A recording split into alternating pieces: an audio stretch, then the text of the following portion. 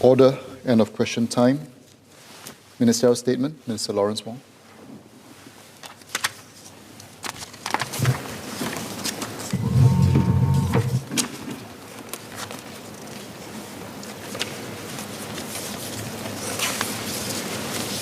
Mr. Speaker, sir, I'm speaking in my capacity as Finance Minister and also the Deputy Chairman of the Monetary Authority of Singapore. Today, Minister Josephine Teo, Minister of State Desmond Tan, and I will address a total of 39 parliamentary questions that have been posed to MAS, MCI, and MHA arising from the recent OCBC phishing scams. They cover a wide range of issues, from whether the banks can do more to mitigate the risk of such scams, to how the telco infrastructure, enforcement actions, and consumer education can be enhanced to deal with this growing problem. The breadth of the issues raised underscore that we need to take an ecosystem approach to strengthen our collective defense against phishing scams and scams in general. Everyone in this ecosystem must play their part. The ministerial statements will explain the government's comprehensive approach, working with each party in the ecosystem to counter the threat of phishing scams. I will provide more details on the OCBC phishing scam and on the steps that MAS and the banks are taking to strengthen safeguards against such scams. Minister Josephine Teo will then set out the measures being taken to enhance the broader communications infrastructure, and Minister of State Desmond Tan will elaborate on measures to strengthen enforcement and consumer education. None of these measures can be foolproof in and of themselves, but collectively, they should work to significantly reduce the scope for scams to succeed and their cost. With everyone on guard, including individuals, the industry and infrastructure providers, we hope not to see a recurrence of a large-scale scam as was seen in the OCBC case. Taken together, Minister Josephine Teo, MOS Desmond Tan, and I will address oral questions 7 to 32 and written questions 1, 2, and 8 on yesterday's order paper, oral questions 1 to 5, and written questions 1, 2, 9, and 27 on today's order paper. Mr. Muhammad Fahmi has filed an oral question scheduled for future sitting on these issues. And as today's ministerial statements will address these questions, Mr. Speaker, I would like to invite these members to seek clarifications should they have any on these issues after the statements. Let me first round up the key facts regarding the recent OCBC SMS phishing scam. 790 OCBC customers lost a total of $13.7 million to the scammers, mostly over the year-end festive period from 23rd to 30th of December. This is by far the most serious phishing scam we have seen involving spoofed SMSes impersonating banks. Spoofed SMSes were sent with a fake sender ID, which in many cases made them appear in the same message thread as genuine SMSes. The victims, having received the spoofed SMS in the same thread of messages from OCBC, were deceived into clicking the links in these SMSes that led them to scam websites. These scam websites were almost indistinguishable from the real OCBC website, such that people could not tell the difference unless they compared the URL of the scam website with that of the genuine one. Hence, many keyed their login credentials and one-time passwords or OTPs into the scam websites. The scammers used these credentials and OTPs to take control of the victims' bank accounts and made fraudulent transfers. I should add that this was not a cyber attack on OCBC, but a phishing scam on OCBC's customers who were deceived into providing their banking credentials and OTPs at scam websites set up by the scammers. At no time was the bank's own systems breached. In its efforts to stem the phishing scam, OCBC took various actions. It warned customers to be alert to spoofed SMSes, initially through general advisories on its website, and then subsequently through SMS and emails to customers. It worked with the police force and the cybersecurity agency to block and take down the scam websites. It ceased sending customer SMS with clickable links. It enhanced its anti-scam controls, and it verified through a phone call every customer who submitted a request for digital token activation. These actions were taken at various stages during the month as the phishing scams built up. OCBC should, however, have responded faster and more robustly at the first sign of the scams, which the bank had picked up in early December. OCBC informed MAS on 24th of December that it had activated its incident response team. By then, the OCBC call center was overwhelmed. It faced a surge in calls from affected customers as well as other worried customers who had not themselves received phishing messages. Despite the bank deploying additional resources, some affected customers experienced delays in reaching the bank to report the scams. To address Dr. Tan Wu Meng's query prior to the OCBC incident, MAS had received only a few complaints concerning delays in customer service relating to similar scams, in other words, the spoofed SMSes that impersonated banks. OCBC has apologized for falling short of its own expectations in customer service and response. As a one-off goodwill gesture, the bank has undertaken to reimburse in full all customers affected by this phishing scam. It has made arrangements to do so with all the affected customers. To date, more than 90% of them have received reimbursements, and the remaining reimbursements should be disbursed soon. OCBC has also engaged an independent external party to conduct a thorough review of its anti-scam processes, including fraud surveillance, incident management, and customer service, and to recommend necessary remedial actions on top of what it has already done. MAS will review these findings, take appropriate supervisory actions against the bank, and closely monitor the bank's implementation of remedial measures. MAS has long had in place expectations for banks to have measures to secure the risk of digital banking. For example, banks have to implement multi-factor authentication, such as dynamic passwords or OTPs, that can only be used once to verify the customer's identity and to authorize online transactions.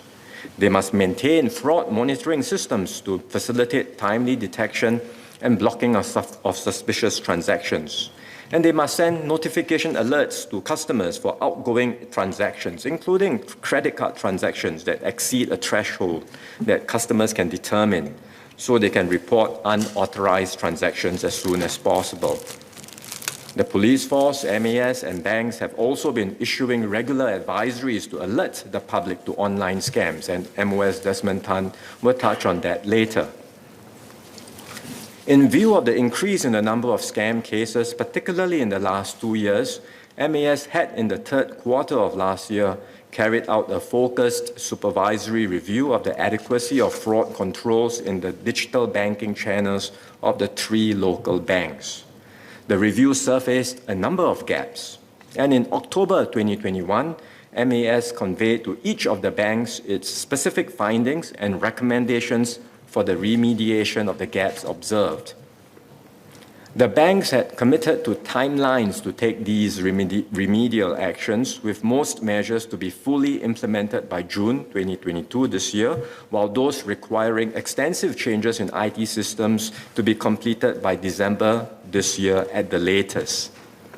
In agreeing to the timelines for implementation, MAS was mindful that the banks had multiple priorities, including mitigating the overarching cybersecurity threat that has been rising and ensuring business continuity and robust risk management amidst COVID-19. When faced with the escalation in phishing scams in December last year, OCBC fast-tracked the implementation of some of the measures identified in MAS's supervisory review. For example, it extended the cooling period after a digital token is set up on a new mobile device, during which higher-risk transactions cannot be carried out. The recent OCBC scam signifies a step up in the persistence and deceptiveness of phishing scams involving banks. The scammers used a combination of well-orchestrated tactics to achieve a level of realism not seen in previous phishing scams. The government is therefore further strengthening the safeguards in digital banking channels and the broader ecosystem to help thwart this enhanced threat. MAS has accelerated the process of strengthening anti-scam control standards across all retail banks. As an urgent first step in this process, MAS and the Association of Banks in Singapore, or ABS, announced a set of additional measures on 19 January for immediate implementation by retail banks in Singapore. These measures will substantially bolster the security of digital banking against scammers employing similar tactics as the OCBC scam cases. The measures include removing clickable links in all bank emails and SMSes sent to retail customers, delaying by at least 12 hours before a new soft token can be activated on a mobile device, lowering to $100 or below the default threshold for sending transaction notifications to customers, sending a notification alert to the customer's existing mobile number or email registered with the bank whenever there is a request for change, sending scam alerts directly to customers through email or SMS, and setting up dedicated call center teams on a 24/7 basis to assist customers facing a potential scam and to freeze compromised accounts immediately to prevent further illicit withdrawals. These measures have reduced the risk of successful phishing scams, but they do not eliminate them altogether. Beyond these immediate measures, banks can and should do more to safeguard their customers. So MAS and ABS have stepped up work on further measures to comprehensively strengthen banks' ability to deter, detect, and combat phishing scams. Members have also raised some useful suggestions on additional measures that can be put in place. So let me outline the key measures that are being considered with regard to banks. First, banks are working to further strengthen their fraud surveillance capabilities to identify suspicious and anomalous transactions.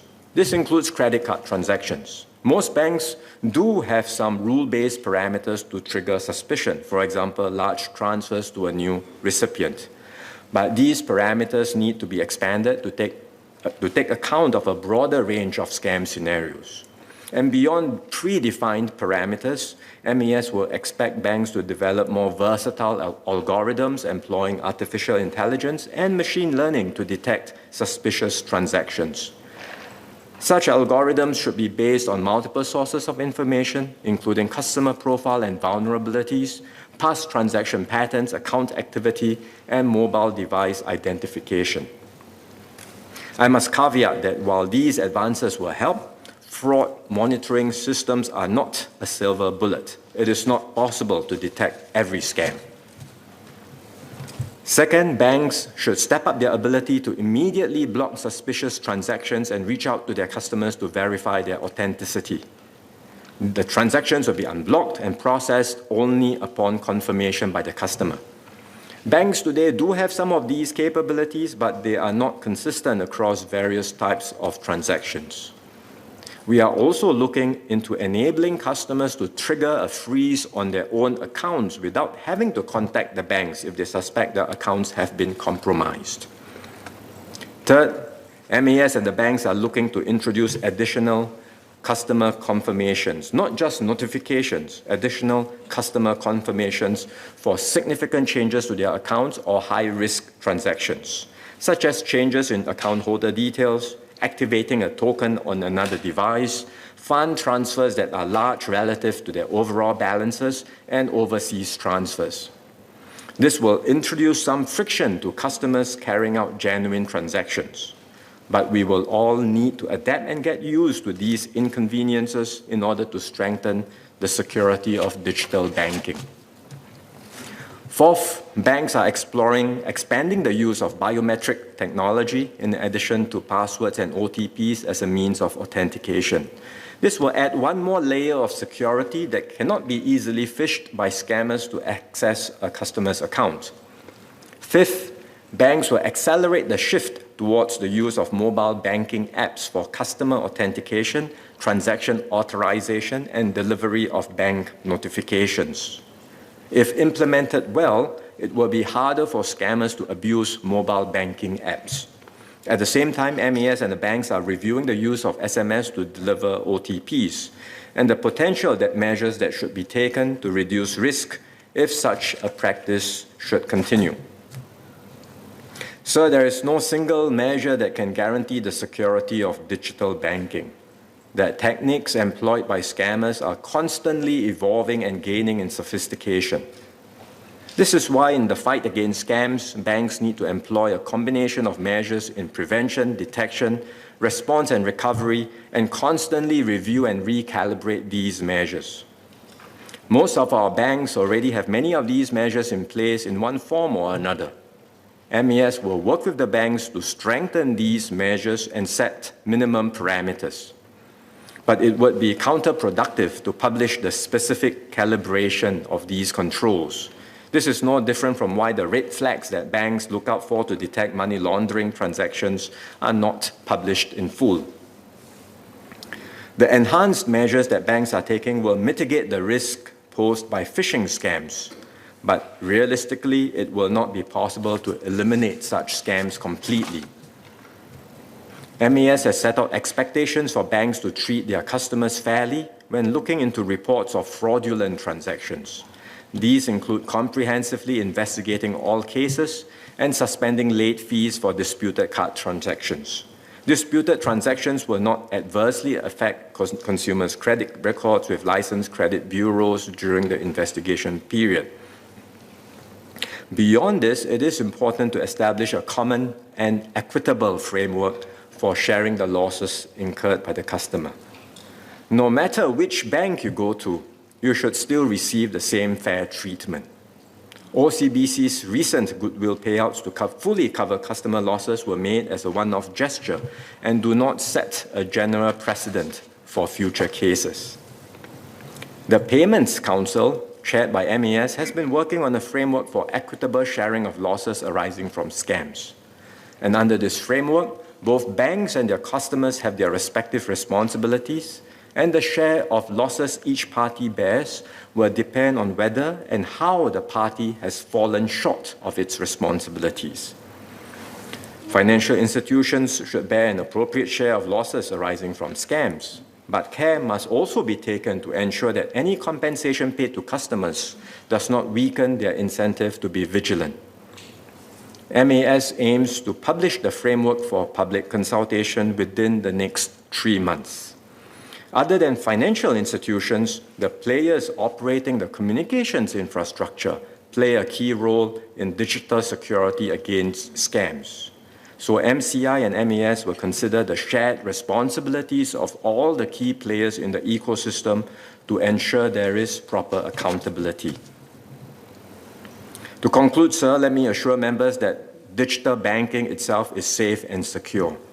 The threat we are facing is one of deception of customers, where scammers mimic bona fide communications and transactions to gain the trust of victims, induce in them a heightened state of anxiety or excitement, and exploit their lapse of attention to steal their credentials and passwords. In the same way that we are all vulnerable to misinformation, we are also vulnerable to scams and must not be complacent. The digital world we live in today demands a posture of constant vigilance.